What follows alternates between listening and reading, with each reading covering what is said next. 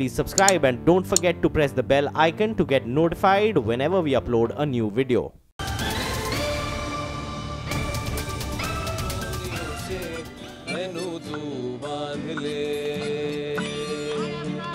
कच्ची डोरियों डोरियों डोरियों से मैनू तू बांध ले, पक्की यारियों यारियों यारियों ने होंदे ना फासले,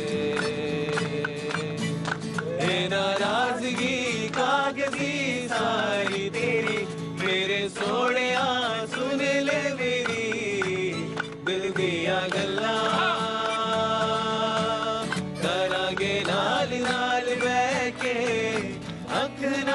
अखनों मेरा गे दिल दिया गल्ला करांगे रोज रोज बैगे सच्चिया मोहब्बत निभा के, सताए मैनू क्यों दिखाए मैनू क्यों एवे झूठी मोटी रुस के रुसा के दिल दिया गल्ला।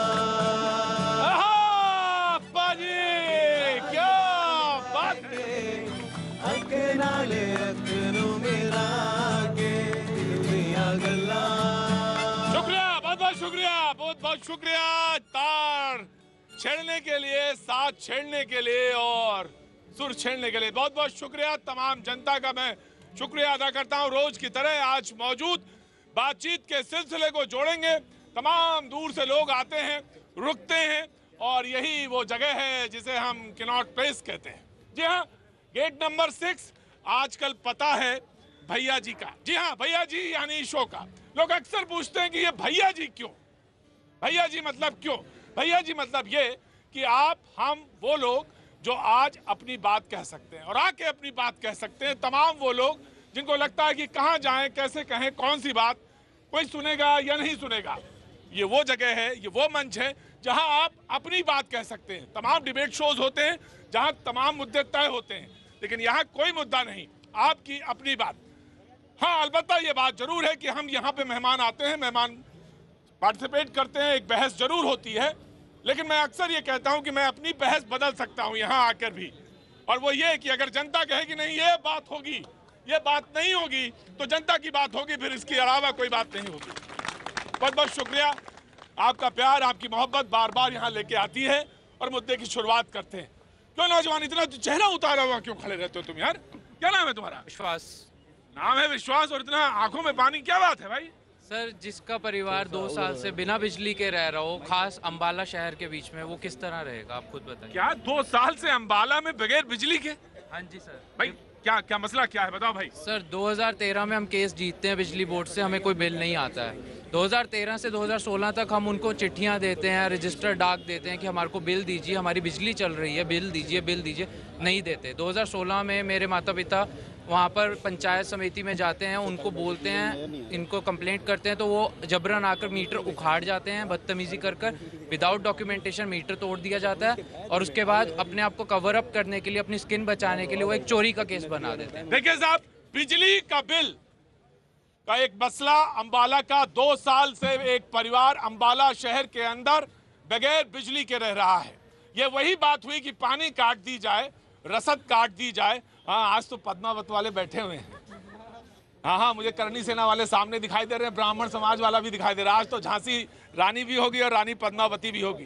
लेकिन मुद्दे की बात पाजी ये थी कि एक परिवार जो कि अंबाला शहर में रहता है और उसकी बिजली काट दी गई। मैं नहीं जानता कि मसला क्या है, लेकिन ये मैं जरूर जानता हूं कि बिजली काटी नहीं जा सकती, पानी से उसको दूर नहीं किया जा सकता। ये नीड है, ये नीड है। आप कैसे किसी परिवार को काट सकते हैं? ये मसला बहुत गंभीर। मेरे भाई नाम एक बार फिर से जानना चाहूंगा। विश्वास सब लोग। कौन सा मोहल्ला अंबाला का? मनाली हाउस। मनाली हाउस। क्यों काटी थी बिजली? सर बिल नहीं दे रहे, हमने बिल जमा है, अब बिल आ ही नहीं रहा है, हमने बिल ही मांगा, रिकॉर्ड ही नहीं है उनके पास, रिकॉर्ड नहीं है। बहरहाल जो भी है, मैं विद्युत विभाग जो है हरियाणा का, मैं उनसे दरखास्त करना चाहता हूं, मैं मुख्यमंत्री से कहना चाहता हूं, मैं कंसर्न मिनिस्टर को कहना चाहता हूं, प्लीज किसी परिवार को बिजली ना मिले, वो अंबाला शहर के अंदर रहता हो, ये बात शोभा नहीं देती, बिल्कुल नहीं। मैं ये भी जानता हूं कि बिजली के बिल जमा किए जाने चाहिए। 100% बिजली के बिल जमा किए जाने चाहिए, बिजली की चोरी नहीं होनी चाहिए। लेकिन मैं ये भी जानता हूं कि सेटलमेंट ऐसे भी होना चाहिए कि पहले बिजली दी जानी चाहिए, उसके बाद बिल लिए जाने चाहिए। ऑफ कोर्स मैंने आपकी बात रखी, बहुत बहुत शुक्रिया। हाँ साहब, और कोई बात कहना चाह रहा? जी जी जी जी। सर मैं बेरोजगार युवक हूँ। बेरोजगार युवक? अच्छा नहीं लगता सुन के यार, कैसे कहते हो बेरोजगार है? प्रधानमंत्री तो पकौड़े बेचने के लिए कहते हैं। अरे पकड़ो पकड़ो यार, ना लाओ यार, बेकार में खाम शुरू कर दिया आपने, तो अच्छी खासी बहस शुरू है। छोड़ दिए सर, वैकेंसी गवर्नमेंट कहती है, हमारे पास वैकेंसी नहीं है। सर अकेले अगर टीचिंग क्षेत्र का ही बात किया जाए तो बिहार सरकार 50,000 से ज्यादा कंप्यूटर में वैकेंसी ला सकती है। इसमें M Tech, B Tech, BCA, MCA, diploma सारे लोग एम्प्लॉय हो जाएंगे। एक छोटा सा उदाहरण देते हैं सर, 6,000 हाई स्कूल है 10+2, अगर एक स्कूल में 2 टीचर और एक लैब असिस्टेंट भी रखा जाए तो 18,000 वैकेंसी तो यहीं पर आ सकती है। सर मैं ये नहीं कहता 1 लाख या 60,000 रुपये हमें। बिहार के रहने वाले हैं आप ये भी बता रहे हैं कि कैसे नौकरियां जनरेट की जा सकती हैं। यस सर, कैसे जनरेट यार तुम आदमी बहुत काबिल हो, दिमागदार। बिहार का इस दिमाग में तो कोई सानी नहीं है। सर एजुकेशन सिस्टम की बात ही नहीं है। हाँ। सर और भी बात है, रेलवे में हाँ। सर ट्रेन इतनी लेट चल रही है, सारे का सर वो आदमी को लेते ही नहीं, वो एम्प्लॉय को लेते ही मैंने नहीं। लगभग उत्तर भारत के हर जगह पे शो किया है और बिहार में एक लंबा शो किया है, लंबे समय तक शो किया है। और मेरा ये मानना है कि बिहार जैसा प्रदेश कोई नहीं है। बुद्धि के मामले में अपरंपार है, रिसोर्सेज के मामले में बिहार का कोई जवाब नहीं है।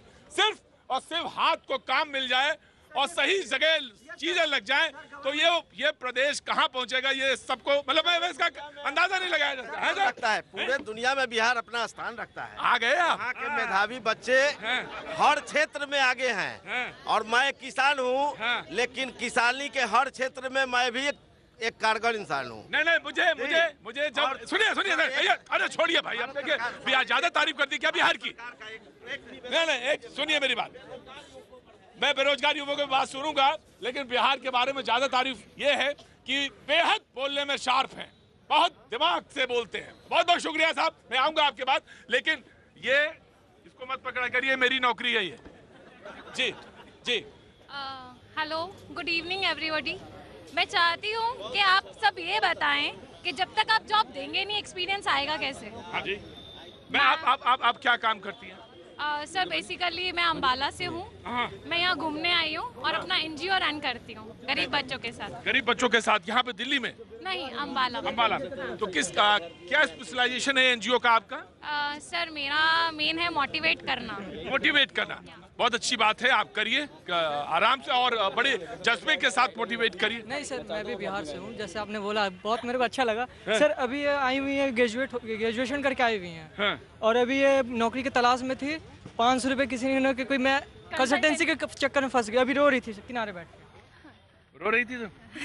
रो रही थी, रो नहीं तो क्या करूँ, सिर्फ इतना ही था कि जॉब चाहिए, जॉब चाहिए। पेपर दिखाओ। ये कंसल्टेंसी का एक लेटर उन्होंने पकड़ा दिया है। छोड़ो यार, मैं 20 साल हो गए यही शो करते हुए, चेहरा पढ़ना जानता हूँ, कौन सच बोलता है कौन झूठ। रखो इसको यार, चेहरा। हाँ बस जॉब के लिए गई थी, दिल टूट गया जब इन्होंने बोला कि कुछ नहीं 1000 और लेंगे। आंसू पूछो पहले, आंसू पूछो, चिंता ना करना। 500 रुपए और ले लिए कंसल्टेंसी वाले। और क्या, वैसी गरीबी में आटा गीला हो गया।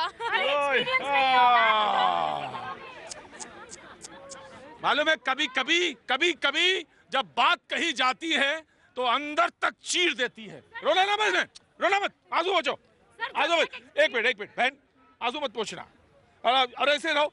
नौकरी मिलेगी तुम्हें, पक्का मिलेगी। लो पानी लो, पहले लो पानी लो, ले लो, खोलो जल्दी से बॉटल खोलो, लो पहले पानी पियो। तुमने क्या किया मुझे बताओ? B Com second year, third year running है। थर्ड ईयर, शादी हो गई है? हाँ। अच्छा, आपके शौहर यानी आपके हस्बैंड क्या करते हैं? हमारे हस्बैंड का बिजनेस है। लेकिन आपको जॉब करनी है? हाँ, हमें जॉब करनी है। वेरी गुड, आप जरूर जॉब करिएगा। मैं ब्रेक के बाद तुमसे बात करूंगा, पक्का। ब्रेक में बीच में बात करूंगा, और तब तक मैं जानता हूँ कि आंसू तुम्हारे बिल्कुल सूख जाने चाहिए। पक्का ना? क्या नाम बताया? अदिति। पाजी, बस यही एक काम करता है शो। मुझे मालूम है मैं नौकरी नहीं दे सकता, मेरे पास नौकरी है भी नहीं, लेकिन मैं एक काम करना जानता हूं कि मैं आंसू पोंछना जानता हूं। बस यही काम जानता हूं कि मैं तुम्हारे आंसू जरूर पोंछ सकता हूं। और ये हिम्मत के साथ हौसला रखना। मैं आता हूं तुम्हारे पास, ब्रेक में जरूर बात करेंगे। और किसी का कोई सवाल है? जी जी जी, आ रहा बेटा, आ रहा हूं। मेरा क्वेश्चन ये है माननीय प्रधानमंत्री जी से कि अच्छे दिन कब आएंगे? अच्छे दिन कब आएंगे? 2019 में आएंगे या अच्छे दिन चल रहे हैं? अच्छा, 2019 में आएंगे अच्छे दिन या अच्छे दिन चल रहे हैं? ऑफ कोर्स ये बात तो बीजेपी पार्टी के प्रवक्ता ही बता सकते हैं, आज वो है नहीं। जी जी बाबूजी। मैं ये कहना चाहता हूँ कि अभी जो आपका टॉपिक है आपका जो टॉपिक आप कर रहे हैं, इसका टॉपिक का इरेलेवेंस कुछ नहीं है। अभी आपको रोजगार पे बात करनी चाहिए थी, क्यों इन लोगों को कुछ नहीं पता। ये धर्म की बात करेंगे, चले जाएंगे, हिंदू मुसलमान होता रहेगा, युवा कैसे भटकते रहेंगे, वो रोती रहेगी। आप जॉब की बात क्रिएट करें, कौन जॉब देगा, कैसे जॉब देगा, पकौड़ा बिकना चाहिए कि नहीं बिकना चाहिए, उसको एक रोजगार कहेंगे कि नहीं कहेंगे, सेल्फ। अच्छा ये बताइए, कितनी देर से आप यहाँ खड़े? आधे घंटे से। और आधे घंटे में मैंने क्या बात करी?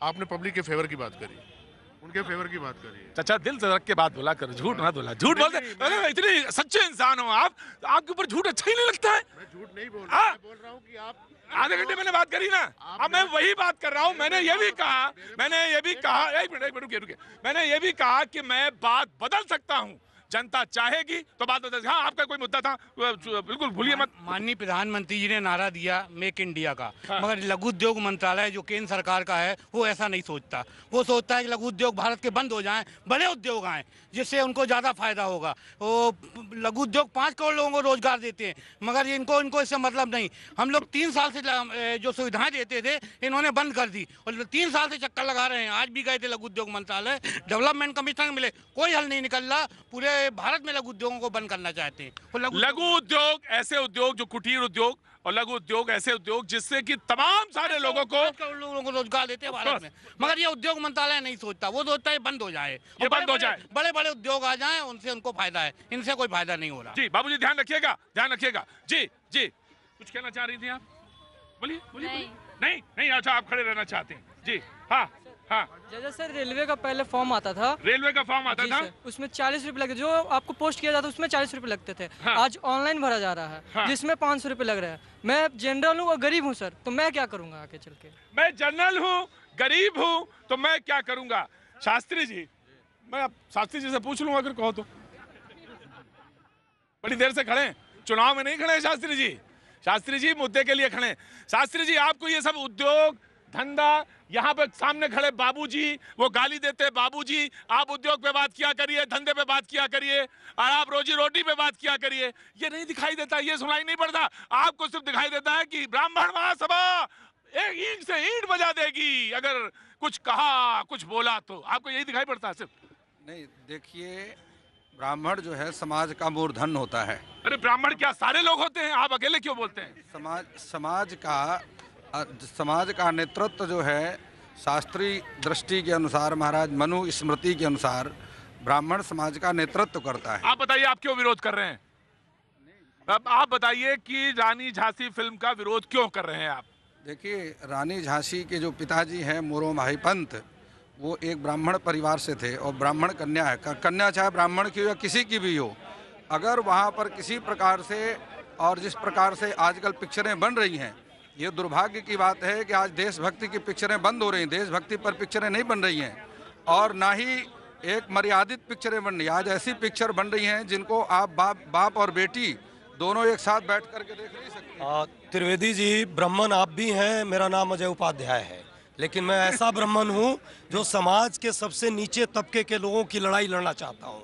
जो नौजवान यहाँ बैठा है, ब्राह्मण वो नहीं है जो खुद के लिए है, ब्राह्मण सबके लिए वही ब्राह्मण है, और उसमें किसी जाति धर्म का व्यक्ति हो सकता है, दलित समाज का व्यक्ति भी हो सकता है ब्राह्मण, यदि वो दूसरे के बारे में सोचता है। आज इस देश में देखिए वो लड़की, नौजवान लड़की कैसे रो रही है आपके बीच, क्योंकि नौकरी नहीं है। महिलाओं के लिए, नौजवानों के लिए आज जीना मुश्किल हो गया इस देश में। आप उसकी लड़ाई लड़िए। कभी ये करनी सेना वाले, ये चौहान साहब बैठे हैं, कभी ये खड़ा हो जाते हैं, कभी ये अपना चोंगा पहन के खड़े हो जाते हैं। देश इन चोंगेबाजियों से नहीं चलेगी। देश और ब्राह्मण वही होगा जो समाज के सबके लोगों का ध्यान रखेगा, सबकी लड़ाई लड़ेगा, और ये होना चाहिए। आज वो दलीप जी खड़े, एक मिनट, आज वो करनी सेना कहाँ चली गई जब लीला बंसाली को करोड़ों रुपए की कमाई हो गई? इन लोगों के रुपए की कमाई हो गई, इन लोगों के भी पेट भर गए होंगे। आज खत्म हो गया सारा लड़ाई, आज सारी फिल्म हिट हो गई और उसमें कुछ नहीं है, सही से लड़ाई लड़। प्रतीक भाई, पहले तो मैं इन भाई साहब को खामोश करना चाहता हूँ। ये करनी सेना, अरे आप चुप रहिए, आप चुप रहिए, पहले चुप रहिए। अब आप बताता हूँ कि इनको आज झांसी रानी फिल्म की जो बात आ रही है, आज झांसी रानी फिल्म की बात आ रही है। झांसी रानी ने अपना बलिदान दिया था इस देश के लिए, और झांसी रानी ने पूरे हिंदू नहीं मुसलमान भी पूरा हिंदुस्तान उन्हें पूछता है। लेकिन उसके आप चुप रहिएगा, अब चुप रहोगे तो थोड़ी देर चुप रह लो। हाँ, तो अब आपको मैं बताऊं कि महारानी लक्ष्मीबाई का क्यों विरोध कर रहे हैं ब्राह्मण समाज, और ब्राह्मण समाज विरोध नहीं कर रहा, पूरा हिंदू और पूरा हिंदुस्तान समाज उसका विरोध कर रहा है। किस कारण? क्योंकि वहां पे झांसी रानी और एक अंग्रेज जो कि उन्हें घुड़सवारी सिखाया करता था, उनके बीच में प्रेम प्रसंग दिखाया गया। आप मुझे एक बात है, 1934 के अंदर रानी लक्ष्मीबाई का जन्म हुआ, 51 के अंदर 1834 में जन्म हुआ, 1851 में उनकी शादी हुई, 52 के अंदर जब उन्हें बच्चा पुत्र हुआ तो 4 महीने का वो गुजर गया। उनके पति जो थे उस पुत्र वियोग में वो भी 1853 के अंदर वो गुजर गए।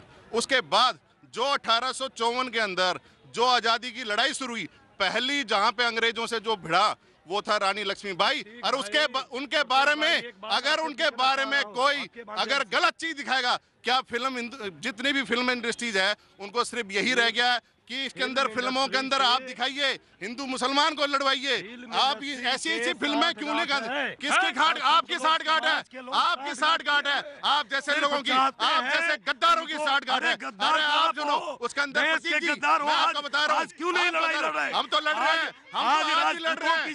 तो हम रानी लक्ष्मीबाई को किसी प्रेमिका से दिखा देंगे।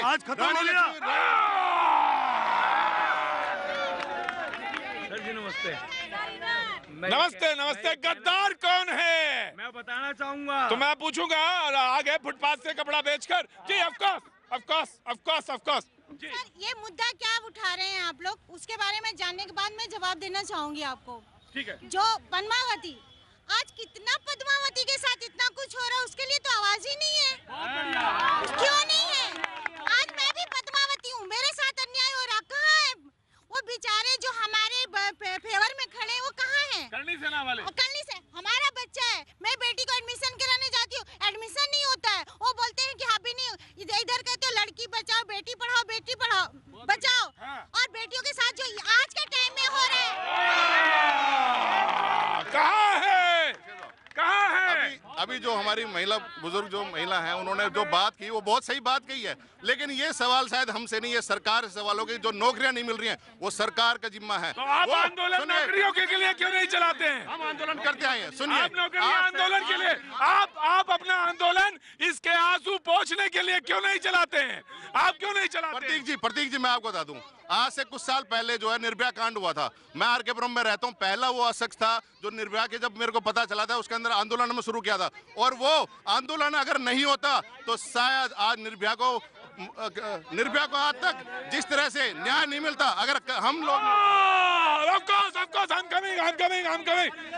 जनता मौजूद है अपने मुद्दे के साथ, बाबूजी को रोष भी है, और रोष ये है कि ये लोग लड़ाई समाज के लिए, रोजी रोटी और रोजगार के लिए नहीं करते हैं। वक्त है बड़ी खबर के लिए, बड़ी खबर के बाद लौटेंगे आते